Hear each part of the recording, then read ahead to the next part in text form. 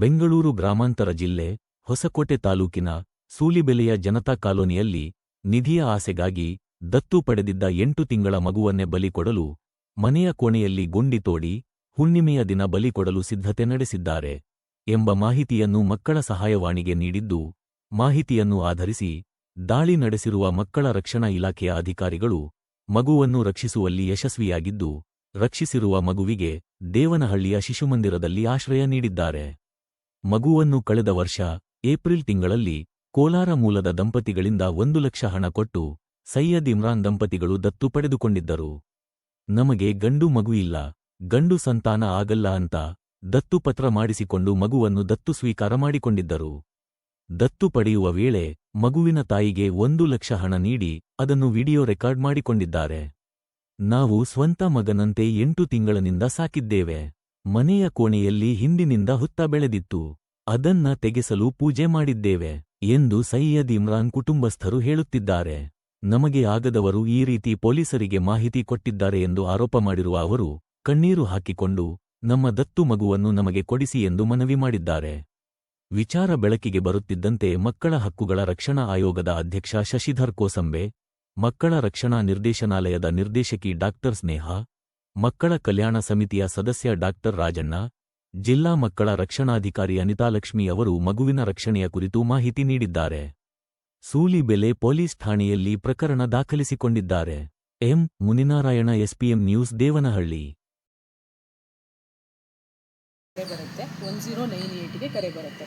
ಕೂಡಲೇ ನಮ್ಮ ಸಿಬ್ಬಂದಿ DCPO ನೇತೃತ್ವದಲ್ಲಿ CDPO ಮತ್ತು ಪೊಲೀಸರು ಕೂಡಲೇ ಆಕ್ಷನ್ ತಗೊಂಡಿದ್ದಾರೆ. ಅವ್ರಿಗೆಲ್ಲರಿಗೂ ನಾನು ಅಭಿನಂದನೆ ಹೇಳಲಿಕ್ಕೆ ಬಯಸ್ತೀನಿ. ಒಂದು ಮಗುವಿನ ಜೀವನ ರಕ್ಷಿಸಿದ್ದಾರೆ, ಅವರೆಲ್ಲರಿಗೂ ಅಭಿನಂದನೆ. ಇದಕ್ಕೆ ಮುಖ್ಯವಾಗಿ ನಮ್ಮ ಇಲಾಖೆಯ ಸಚಿವರು, ಕಾರ್ಯದರ್ಶಿಗಳು, ಮುಖ್ಯ ಕಾರ್ಯದರ್ಶಿಗಳು ಅವರ ಮಾರ್ಗದರ್ಶನದಿಂದ ನಾವೆಲ್ಲ ಕರ್ತವ್ಯ ನಿರ್ವಹಿಸ್ತಾ ಇದ್ದೀವಿ. ಅವರ ಮಾರ್ಗದರ್ಶನದಿಂದ ನಮ್ಮ ಸಿಬ್ಬಂದಿಗಳು ಉತ್ತಮ ಕರ್ತವ್ಯ ನಿರ್ವಹಿಸಿರೋದಕ್ಕೆ ಅಭಿನಂದನೆ ಹೇಳ್ತೀನಿ. ಮತ್ತು ನಮಗೆ ಪ್ರಾಥಮಿಕ ತನಿಖೆಯಿಂದ ತಿಳಿದು ಬಂದಿರೋದೇನೆಂದರೆ ಮಗುನ ಅವರು ದತ್ತು ಪಡೆದಿದ್ದಾರೆ. ಅವರು ದತ್ತು ಪಡೆದಿರೋದು ಇಲ್ಲೀಗಲ್ ಇದೆ, ಅಂದರೆ ಅವರು ನಮ್ಮ ಯಾವುದೇ ಕಾರಾ ಪೋರ್ಟಲಲ್ಲಿ ಲೀಗಲಾಗಿ ದತ್ತು ಪಡೆದಿಲ್ಲ. ನಾನು ಎಲ್ಲ ಪೋಷಕರಲ್ಲಿ ಮತ್ತು ಸಾರ್ವಜನಿಕರಲ್ಲಿ ವಿನಂತಿ ಮಾಡೋದೇನೆಂದರೆ, ನೀವು ನಿಮ್ಮ ಮಗುನ ದತ್ತು ಕೊಡಬೇಕು ಅಂತ ಅಂದರೆ ನಿಮಗೆ ಸಾಕಷ್ಟು ಮಾರ್ಗಗಳಿದೆ. ನಮ್ಮ ಸರ್ಕಾರನ ನೀವು ಅಪ್ರೋಚ್ ಮಾಡ್ಬೋದು, ನಮ್ಮ ದತ್ತು ಕೇಂದ್ರನ ಅಪ್ರೋಚ್ ಮಾಡ್ಬೋದು. ಏನೂ ಇಲ್ಲ ಅಂದರೆ 1098ಗೆ ನೀವು ಕಾಲ್ ಮಾಡಿದ್ರೆ ನಾವೇ ಬಂದು ಮಗುನ ಲೀಗಲಾಗಿ ಅಡಾಪ್ಷನ್ ಮಾಡಲಿಕ್ಕೆ ಹೆಲ್ಪ್ ಮಾಡ್ತೀವಿ ಮತ್ತು ಒಂದು ಮಗುಗೆ ಒಂದು ಸುಭದ್ರ ಮನೆಯನ್ನು ಕೊಡಿಸ್ತೀವಿ. ನೀವು ದಯವಿಟ್ಟು ನಿಮ್ಮ ಮಕ್ಕಳನ್ನ ದುಡ್ಡಿನ ಆಸೆಗಾಗಲಿ ಅಥವಾ ಅವರು ಯಾರೋ ಒಬ್ಬರು ರಿಕ್ವೆಸ್ಟ್ ಮಾಡ್ತಾರೆ ಅಂತ ದತ್ತುನ ಇಲ್ಲಿಗಲ್ಲಾಗಿ ಕೊಡಬೇಡಿ. ನಮ್ಮ ಸರ್ಕಾರನ ಅಪ್ರೋಚ್ ಮಾಡಿ, ನಮ್ಮ ಸರ್ಕಾರಿ ಆಸ್ಪತ್ರೆಗಳಲ್ಲಿ ಮಮತೆಯ ತೊಟ್ಟಿಲು ಅಂತಿರುತ್ತೆ, ಅಲ್ಲಿ ಅಪ್ರೋಚ್ ಮಾಡಿ, ಅಲ್ಲಿ ನಾವು ನಿಮಗೆ ಮಗುಗೆ ಒಂದು ಸುಭದ್ರ ಮನೆಯನ್ನು ಹುಡುಕಿಸ್ಕೊಡ್ತೀವಿ.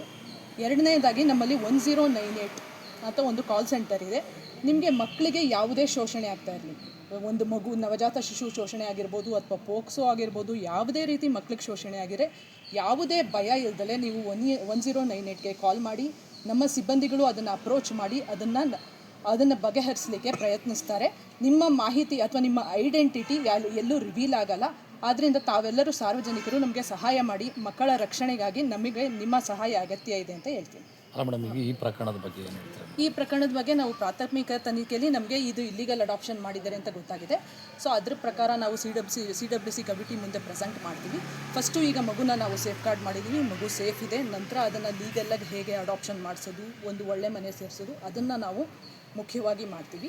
ಎರಡನೇದಾಗಿ ಇಲ್ಲಿಗಲ್ಲಾಗಿ ಹುಟ್ಟಿರೋ ತಂದೆ ತಾಯಿಗಳು ಅಥವಾ ಇಲ್ಲಿಗಲ್ಲಾಗಿ ತಗೊಂಡಿರೋ ಪೋಷಕರು ಅವ್ರನ್ನೂ ಕಾನೂನಾತ್ಮಕವಾಗಿ ನಾವು ಹೇಗೆ ಕ್ರಮ ಕೈಗೊಳ್ಬೇಕು ಅದ್ರ ಪ್ರಕಾರ ನಾವು ನಿಯಮಾನುಸಾರ ತಗೋತೀವಿ. ಬಟ್ ನಿಮ್ಮ ಫಸ್ಟ್ ಬಂದಿರೋದು ನಿಧಿಗೋಸ್ಕರ ಬಲಿ ಕೊಡ್ತಾರೆ ಅಂತ ಆ ಥರ ಮಾಹಿತಿ ಬಂದಿದೆ.